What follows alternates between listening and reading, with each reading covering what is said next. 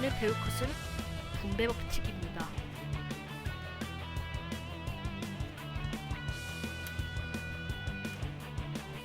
분배 법칙은 한 수의 두 수의 합을 곱한 결과는 한 수의 각각 수를 곱한 결과와 합이 같은 게 분배 법칙입니다. 따라서 분배 법칙은 답이 변할 수가 없는 거죠. 예를 들면 이렇게 나타낼 수 있습니다. 이게 일식이랑 똑같습니다. 문자를 사용할 때도 똑같습니다. 분배 법칙의 활용. 분배 법칙을 이용하면 복잡한 수의 계산을 쉽게 할 수 있어요. 방법 1번은 이렇게 계산이 필요할 때가 있죠. 진짜 오래 걸립니다. 근데 이거를 일단 간단히 나타냅니다.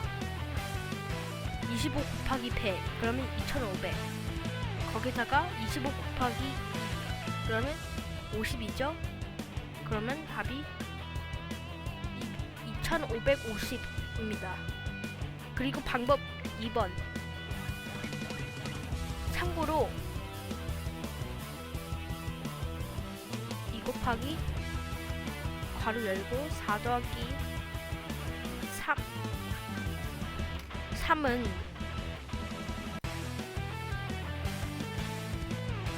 먼저 괄호 한 다음에 거기다가 곱하기 2를 한 것과 똑같습니다. 그래서 분배 법칙은 이렇게도 나타낼 수 있습니다.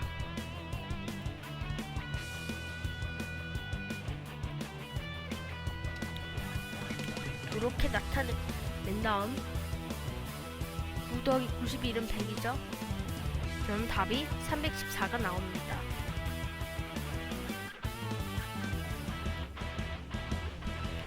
근데 제가 신기한 걸 알려드리겠습니다. 먼저 연습 문제부터 풀읍시다. 1번, 분배 법칙을 이용해서 다음을 계산하시오. 그러면 지금 10초 드리도록 하겠습니다.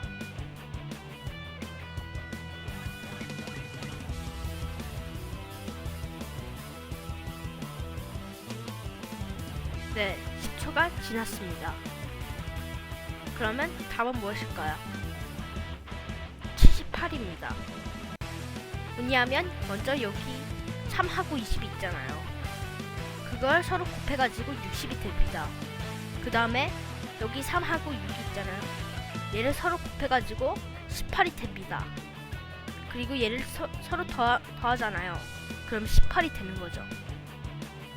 따라서 답은 78입니다. 근데 한 가지 방법이 더 있는데 26 곱하기 3 하는 방법도 있어요.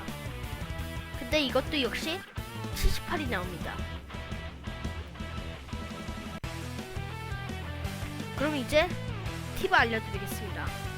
이거는 중학교 1학년 때 나온 중학교 1학년 문자와 식 단원에서 나오는 건데 곱셈기호의 생략으로 할 수도 있습니다. 근데 저는 식을 최대한 간단하게 하기 위해선 곱셈기호의 생략을 사용하겠습니다. 근데 주의할 점, 덧셈기호, 뺄셈기호는 절대로 생략하면 안 돼요. 그럴 가치가 없습니다.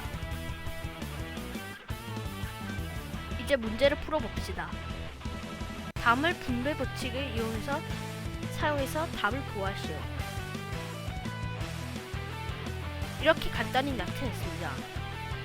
그러면 저는 최대한 쉽게 하기 위해서 요 괄호에 있는 것을 먼저 더합니다. 그러면 14입니다. 14 곱하기 3은 42. 따라서 답은 42입니다. 그 다음에는 14 곱하기 2는 28. 20 곱하기 2는 40. 따라서 답은 68입니다. 3번부터 심한데 다음 분배 법칙을 이용해서 값을 구하시오. 근데 이거는 분배 법칙 중에서 제일 어려운 문제를 골라왔습니다. 분모 법칙 안에서 분배 법칙. 그러면 이거를 풀어봅시다. 먼저 19 곱하기 2는 38이죠. 거기다가 4 곱하기 2는 그러면 12 더하기 2는 14. 14 곱하기 4는 56입니다. 그러면 여기 이렇게 나왔죠? 여기 분배 법칙 나왔죠? 근데 이제 여기서 또 다른 분배 법칙이 등장합니다. 여기 3.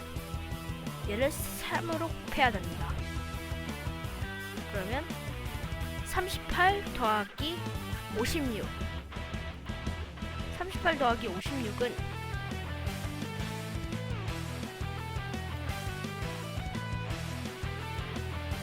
94입니다.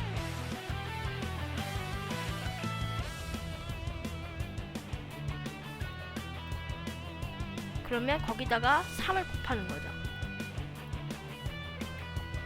4, 3, 12 5, 3, 27. 그러면 최종적으로 답이 282가 나옵니다. 따라서 답은 282입니다.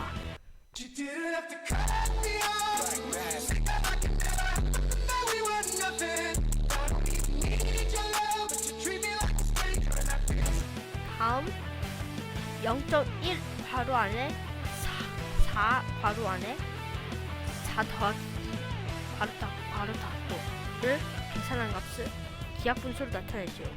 그럼 4 더하기 2는 6. 그럼 24죠. 근데 여기서 0점 소수가 등장합니다. 2, 3, 5 그런 소수가 아닙니다.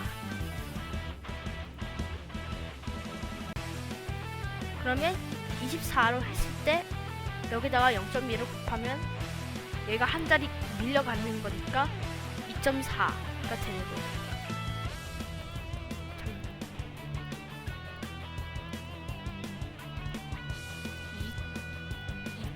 2.4. 근데 이거를 대분수인 기하분수로 나타내야 됩니다. 그러면 2와 5분의 2입니다. 서로 같죠? 그럼 맞는지 봅시다. 맞습니다. 그러면 다음에는 더 재밌는 동영상을 올리도록 하겠습니다. 구독과 좋아요를 많이 눌러주세요.